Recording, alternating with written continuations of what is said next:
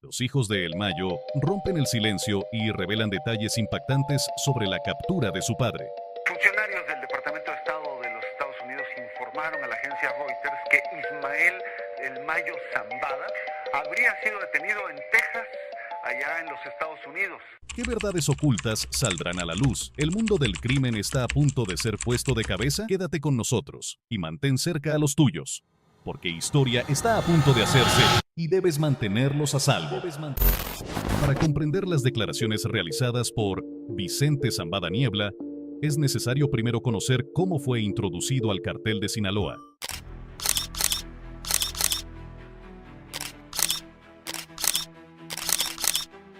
Vicente nació en un entorno de criminalidad y poder, lo que hizo que su educación fuera anything but convencional. Integrante de la familia Zambada, su padre, Ismael El Mayo Zambada, ya era una figura influyente en el narcotráfico. En tan solo 14 días... Desde joven, Vicente disfrutó de las comodidades que brinda la riqueza, pero también estuvo expuesto al constante peligro asociado con la actividad ilícita de su progenitor. La región de Sinaloa, reconocida por su terreno complicado y ubicación estratégica, se convirtió en el corazón de las operaciones del cartel. Fue aquí donde Vicente comenzó su formación en el mundo del narcotráfico. Desde temprana edad, se vio inmerso en los entresijos del cartel, aprendiendo los secretos de un oficio que más tarde marcaría el rumbo de su vida. La entrada de Vicente al cartel no fue un proceso gradual. A la edad de 21 años, asumió un rol importante tras el asesinato de Javier Díaz, el teniente de Sinaloa que manejaba la plaza de Cancún. En enero de 1996, Díaz estaba a la espera de un envío de 1.600 kilos de cocaína que debía llegar cerca de Cancún cuando fue ejecutado en la Ciudad de México. Vicente se encargó de que esa entrega llegara de manera segura a su destino. Este primer gran reto fue el inicio de su profunda participación en las operaciones del cartel. Rápidamente mostró que podía gestionar la situación con la precisión y la brutalidad requeridas en el narcotráfico. Su capacidad en esta operación le ganó la confianza y respeto de su padre y de otros miembros del cartel. Desde ese momento, Vicente estuvo constantemente al lado de su padre, adquiriendo conocimientos sobre las complejidades del negocio. Vicente describió este tiempo como un proceso de inmersión paulatinamente en el narcotráfico. Comencé a involucrarme en los asuntos de mi padre de forma gradual, declaró a los jurados. Para el año 2001, Vicente había escalado dentro de la organización para convertirse en una figura clave dentro del cartel. En 2001 era otro jefe, afirmó. Los primeros años de su carrera en el cartel estuvieron caracterizados por su cercana relación con su padre y otras personalidades influyentes, incluido Joaquín El Chapo Guzmán. Vicente conoció a El Chapo a finales de los años 80 a través de su padre antes del primer arresto de Guzmán en 1993. Esta relación resultaría crucial para las operaciones del cartel posteriormente. Cuando El Chapo fue encarcelado, Vicente continuó escalando dentro de la jerarquía del cartel. Estuvo presente en un rancho de otro aliado del cartel cuando se renovó la asociación entre El Chapo y El Mayo tras la fuga de Guzmán de prisión en 2001. La fuga de El Chapo, marcada por el misterio y la especulación, fue un punto decisivo para el cartel. Durante años han circulado rumores sobre su escape de una prisión de máxima seguridad en Jalisco, conocida como Puente Grande. Se culpó al director de la prisión y hasta al entonces presidente, Vicente Fox. Sin embargo, Vicente sostuvo que la liberación de El Chapo envolvió a solo un reducido grupo de conspiradores. Cuanta más gente sepa, peor será, comentó. La historia más popular que sostiene que El Chapo escapó en un carrito de lavandería es cierta, relató Vicente a los jurados, compartiendo la versión que, según él, El Chapo le había contado. Tras la liberación de El Chapo, El Mayo estaba ansioso por ayudar a su viejo amigo a restablecerse. Le ofreció el 50% de cada kilo que pasara por sus rutas de contrabando. Eran socios en el tráfico de drogas, declaró Vicente ante los jurados. Esta colaboración fortaleció el vínculo entre El Chapo y El Mayo, asegurando el control continuo del cartel. Con el paso del tiempo, Vicente Zambada Niebla amplió considerablemente su papel en el cartel de Sinaloa. Las vivencias acumuladas lo prepararon para el intrincado y peligroso mundo del narcotráfico y rápidamente ascendió a una posición de liderazgo dentro de la organización. Las responsabilidades de Vicente abarcaban un amplio espectro de actividades en el cartel, desde logística y transporte hasta negociaciones y cumplimiento de la ley. Su profundo conocimiento del funcionamiento interno del cartel lo convirtió en un recurso valioso para su padre, el Mayo. Mientras el cartel seguía consolidando su poder, Vicente recordó uno de los enfrentamientos más tempranos y relevantes con la familia Arellano Félix, también conocida como el Cartel de Tijuana. Esta enemistad se originó a principios de los años 90 y se intensificó hasta convertirse en un conflicto extremadamente violento. En ese momento, el Cartel de Tijuana, encabezado por los hermanos Arellano Félix, era una de las organizaciones criminales más influyentes de México. Su dominio sobre las rentables rutas de contrabando en Tijuana los establecía como un rival formidable. En un relato inquietante, Vicente narró un viaje a Tijuana con Ahmad Kilo Fuentes, un cercano colaborador de su padre, para intentar negociar la paz entre ambos carteles. Vicente permaneció en la cocina mientras Kilo Fuentes dialogaba con Benjamín Arellano Félix, uno de los líderes del cartel de Tijuana. La reunión se tornó rápidamente hostil cuando Kilo fue informado de que el cartel de Tijuana tenía intenciones de asesinar tanto a El Chapo como a El Mayo. Benjamín Arellano Félix, furioso por la presencia de Vicente, le gritó y exigió saber qué hacía allí, prometiendo venganza contra el cartel de Sinaloa con la amenaza: «Te lamentarás de no habernos eliminado». La discusión concluyó de forma abrupta, y Vicente, junto con Kilo Fuentes, se retiraron rápidamente hacia el aeropuerto, dejando sus cosas en Tijuana. Regresaron en avión a Culiacán, donde el padre de Vicente lo reprendió por haber asistido a la reunión en lugar de estar en la escuela. La confrontación contra el cartel de Tijuana finalmente llevó al primer arresto de El Chapo en 1993.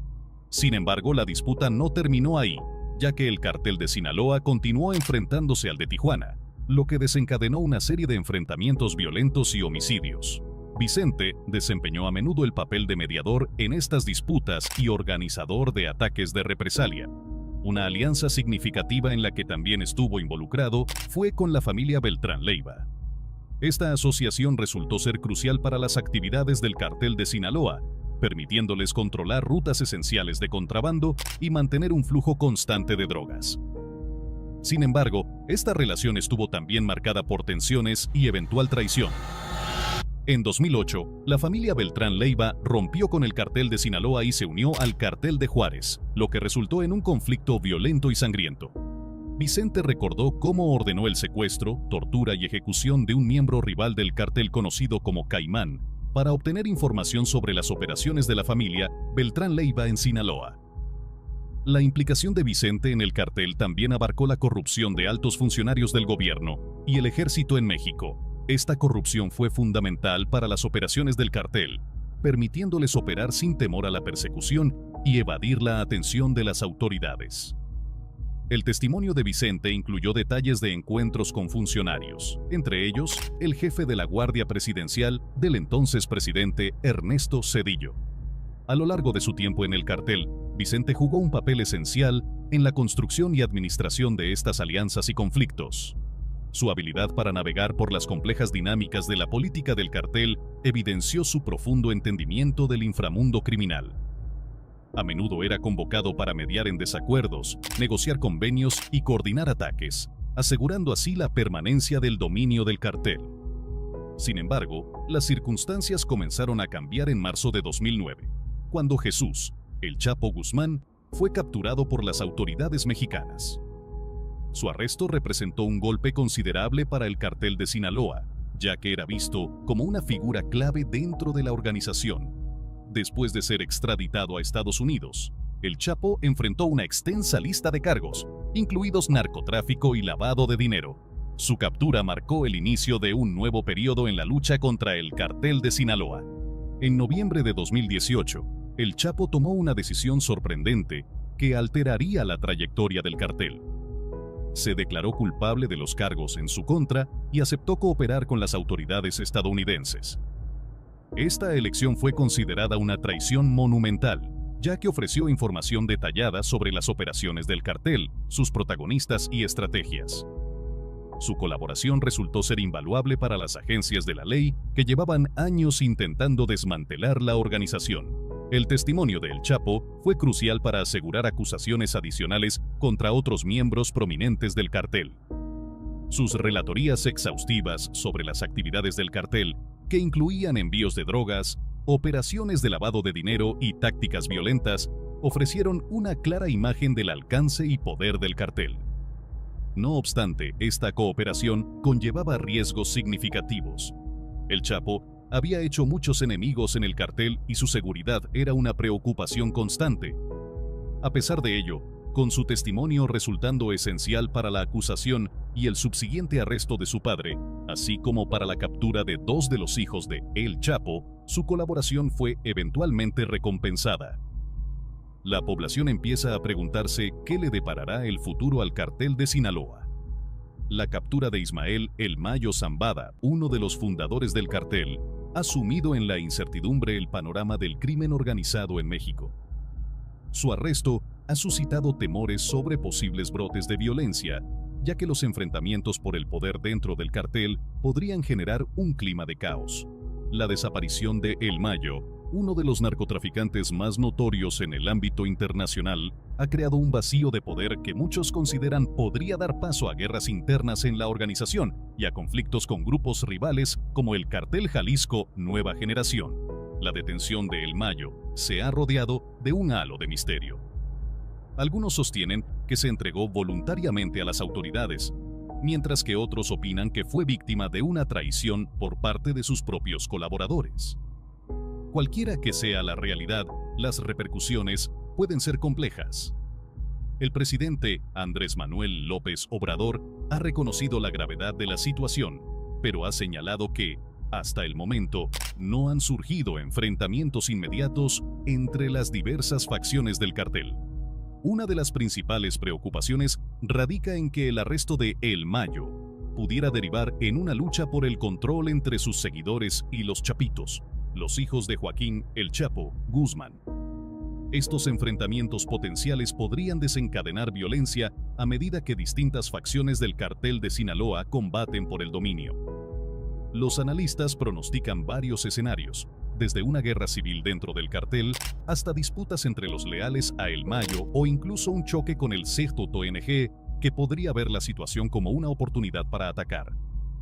Los acontecimientos recientes ya han marcado el camino hacia la violencia. Las detenciones de Ovidio Guzmán, uno de los hijos de El Chapo, en 2019 y 2023, provocaron reacciones violentas por parte del cartel. En un incidente conocido como el Culiacanazo, los chapitos causaron estragos en Culiacán, demostrando su disposición a luchar con gran ferocidad. Esta historia de disputas internas entre carteles, como la separación entre los carteles de Sinaloa y Beltrán Leiva, pone de relieve la violencia que puede surgir de estos conflictos. A pesar de las inquietudes, no ha habido un aumento inmediato en la violencia tras la captura de El Mayo. Varios factores han contribuido a esta relativa calma. Por un lado, el gobierno mexicano ha movilizado alrededor de 400 soldados en Sinaloa como medida preventiva. Además, el CEJTONG, un adversario común tanto para los seguidores de El Mayo como para los chapitos, aún no ha aprovechado esta coyuntura, ayudando a sostener una paz inestable.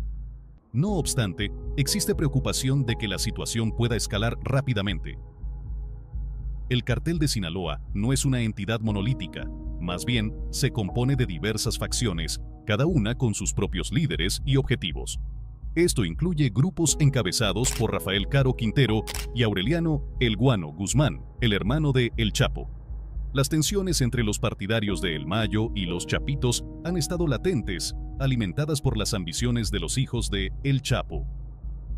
Iván Archibaldo y Jesús Alfredo Guzmán son conocidos por su ambición y temperamentales, características que han llevado a algunos a especular sobre su participación en la caída de El Mayo. El abogado de El Mayo ha insinuado la posibilidad de traición, mientras que otros creen que se trató de una entrega premeditada. La cuestión de quién sucederá a El Mayo ha sido objeto de mucha especulación. Sus hijos, Vicente Zambada Niebla, Ismael Zambada Sicarios e Ismael Zambada Imperial, han sido considerados como candidatos para liderar. Sin embargo, Vicente cooperó con las autoridades estadounidenses tras su arresto y actualmente se encuentra bajo la protección de un programa de testigos. Ismael Zambada Imperial, apodado Mito Gordo, cumplió una condena en Estados Unidos antes de ser liberado y deportado a México. Por su parte, Ismael Zambada Sicarios, conocido como Mayo Flor, sigue siendo un fugitivo, pero se cree que aún está activo en el cartel. A diferencia de Los Chapitos, los hijos de El Mayo han mantenido un perfil discreto, evitando los estilos de vida ostentosos y los escándalos públicos que suelen acompañar a los líderes de carteles. Su ascenso dentro de la organización ha sido gracias a sus habilidades y a la orientación de su padre, lo que lleva a la gente a cuestionar si estos jóvenes lograrán llenar el vacío que deja El Mayo y mantener el control del cartel. Los lazos familiares siempre han sido fundamentales en la estructura de liderazgo del cartel de Sinaloa. Juan Carlos Félix, yerno de El Mayo, y sus sobrinos también son posibilidades de sucesión. El abogado de la familia Guzmán ha minimizado los rumores sobre cualquier traición, subrayando los profundos vínculos que existen entre las familias. Sin embargo, aún queda la preocupación por eventuales disturbios entre los leales a El Mayo. En los principales cárteles de México, las conexiones familiares son esenciales para la perpetuación del poder. El riesgo de fragmentación y violencia dentro del cartel aumenta con la presencia de grupos armados como Gente Nueva, y la historia de colaboración entre El Mayo y el cartel de Juárez ofrece un contexto para posibles conflictos futuros. La violencia podría ampliarse más allá de las confrontaciones internas del cartel. Expertos han detectado diversos signos que alertan sobre posibles modificaciones en el escenario criminal de México. Actos de narcoterrorismo contra la población civil, ataques dirigidos a jefes policiales, asesinatos de periodistas, movimientos de fuerzas de seguridad y un aumento en la actividad de agencias estadounidenses como la DEA en territorio mexicano. Estos signos podrían indicar cambios en el poder y disputas territoriales. La repercusión de la detención de El Mayo también se extiende a ámbitos políticos y diplomáticos. Con elecciones a la vista, tanto en México como en Estados Unidos, la situación se complica aún más. A pesar de los cambios en la dirección del cartel, se prevé que el tráfico de drogas hacia Estados Unidos seguirá en niveles constantes, ya que las bases del narcotráfico permanecen intactas. Sin embargo, lo que realmente preocupa es cómo este arresto podría modificar la dinámica de seguridad dentro de México, un país que ha sufrido enormemente en la guerra contra las drogas, con un gran número de vidas perdidas. La violencia y la inestabilidad que surgen de los conflictos entre carteles tienen repercusiones significativas para la región. Por su parte, Estados Unidos continúa enfrentando una crisis de sobredosis de drogas, lo que resalta la naturaleza interconectada de este problema. Ante tales desafíos, el presidente López Obrador ha instado a los grupos delictivos a comportarse de manera moderada y responsable, aunque la complejidad de la situación y los profundos intereses en juego dificultan la predicción de un desenlace pacífico. México está en un momento decisivo. La detención de El Mayo Zambada representa un evento crucial para el cartel de Sinaloa y el panorama criminal en general. El país debe manejar con delicadeza esta situación delicada para evitar caer en la violencia y el descontrol. El futuro sigue siendo incierto, y la comunidad internacional observa con atención cómo se desarrollan los acontecimientos tras la captura de El Mayo. Históricamente, la detención de un importante líder del narcotráfico había llevado a México al caos. El 17 de octubre de 2019, las fuerzas de seguridad mexicanas llevaron a cabo una operación de alto riesgo para detener a Ovidio Guzmán en Culiacán, la capital del estado de Sinaloa. Esta operación fue cuidadosamente planificada con el objetivo de atrapar a Ovidio y propinar un fuerte golpe al liderazgo del cartel. Compuesta por elementos de la Guardia Nacional y el Ejército Mexicano, la Fuerza de Seguridad se movió rápidamente para ejecutar el plan. La operación comenzó en las primeras horas de la tarde, cuando las fuerzas rodearon una casa en el vecindario Tres Ríos de Culiacán, donde se presumía que Ovidio se ocultaba. A medida que avanzaban, se encontraron con una fuerte resistencia por parte de miembros armados del cartel, decididos a proteger a su líder. Se produjo un intenso tiroteo, con ambos bandos intercambiando ráfagas de disparos. A pesar de la resistencia, las fuerzas de seguridad lograron entrar en la vivienda y apresar a Ovidio Guzmán. Este arresto fue una victoria importante para el gobierno mexicano, pero la situación se salió de control rápidamente. Las noticias sobre la captura de Ovidio se difundieron velozmente y el cartel de Sinaloa movilizó sus fuerzas para retaliar, exigiendo su liberación o enfrentarse a severas consecuencias. La violencia alcanzó niveles sin precedentes, con informes sobre miembros del cartel utilizando armas de alto calibre e inclusive granadas. Los enfrentamientos resultaron en numerosas víctimas, tanto entre el personal de seguridad como entre civiles atrapados en el fuego cruzado. La situación se tornó crítica y el gobierno mexicano se vio en una posición complicada a medida que la violencia se intensificaba. El presidente Andrés Manuel López Obrador enfrentó una decisión difícil. La seguridad de los habitantes de Culiacán estaba en juego y las fuerzas de seguridad eran superadas en número y armamento. En una decisión controvertida, el presidente ordenó la liberación de Ovidio Guzmán para evitar un mayor derramamiento de sangre y proteger la vida de inocentes. Este tipo de situaciones nos lleva a cuestionar cuán poderoso era el cartel y qué ocasionó la caída de uno de sus líderes más esquivos. La historia de Ismael El Mayo Zambada tiene sus raíces en la pequeña aldea de El Álamo, situada en las montañas escarpadas de Sinaloa, México. Nacido en 1948, Zambada creció en un entorno donde el narcotráfico no solo representaba un negocio, sino también un estilo de vida.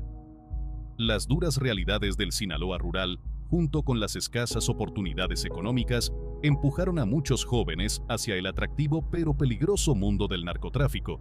Desde temprana edad, Zambada estuvo expuesto al funcionamiento del narcotráfico.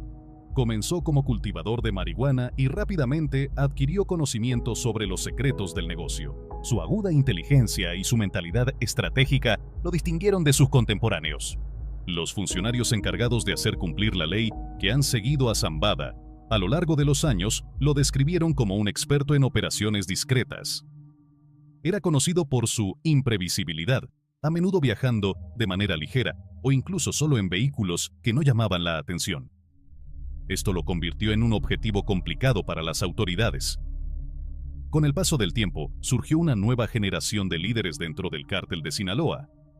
Los hijos de El Chapo, conocidos como los Chapitos, empezaron a consolidar su influencia. Iván Archibaldo Guzmán Salazar y Jesús Alfredo Guzmán Salazar estaban decididos a continuar con el legado de su padre. Esta nueva dinámica agregó un nivel adicional de complejidad a la política interna del cártel. A pesar de las luchas internas por el poder, el cártel de Sinaloa continuó prosperando. La capacidad de Zambada para adaptarse a las circunstancias cambiantes y superar a sus rivales aseguró que el cártel siguiera siendo una fuerza dominante en el comercio global de drogas. Sin embargo, la búsqueda incesante de poder y control eventualmente conduciría a su caída. Un giro inesperado de los acontecimientos ocurrió en julio de 2024, cuando surgieron informes de que Zambada había sido secuestrado por Joaquín Guzmán López, uno de los hijos de El Chapo, y entregado a agentes federales de Estados Unidos cerca de El Paso, Texas. La traición sorprendió al mundo y marcó el fin de una era para el cártel de Sinaloa. El abogado de Zambada alegó que su cliente había sido secuestrado a la fuerza, aunque algunas fuentes indicaron que Zambada había negociado en secreto su entrega. Sin importar la verdad, la captura de El Mayo Zambada representó una victoria monumental para las fuerzas del orden y un golpe devastador para el cártel de Sinaloa. Los funcionarios de la ley implicados en la operación lo describieron como una captura única en la vida. La coordinación entre las autoridades estadounidenses y el hijo del Chapo fue sin precedentes, y algunos expertos creen que la decisión de Guzmán López de entregar a Zambada fue un movimiento estratégico para ganarse el favor de las autoridades estadounidenses y asegurarse una sentencia más benigna. Zambada se declaró no culpable ante una serie de cargos federales que incluían tráfico de drogas, lavado de dinero y la dirección de una organización criminal continua. Su captura marcó el final de una cacería de décadas y el colapso de una de las figuras más esquivas en el ámbito del crimen organizado. Las dinámicas internas dentro del cártel de Sinaloa y la captura de El Mayo Zambada son un testimonio de la búsqueda implacable de poder, así como de la compleja red de alianzas y traiciones que caracteriza al mundo del crimen organizado. A pesar de su astucia y mente estratégica, el reinado de Zambada llegó a su fin, dejando un legado de violencia, corrupción y el sufrimiento incalculable de innumerables vidas afectadas por las operaciones del cártel.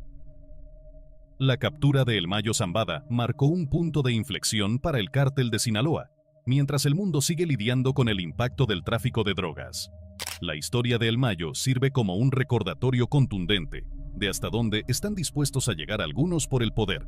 Los agentes del orden que han seguido la pista de Zambada a lo largo de los años lo han caracterizado como un experto en maniobras encubiertas. Su comportamiento errático le permitía viajar con poco equipaje o incluso utilizar vehículos sencillos, lo que lo convertía en un blanco complicado para las fuerzas de seguridad. Con el tiempo, una nueva generación de líderes emergió dentro del cartel de Sinaloa.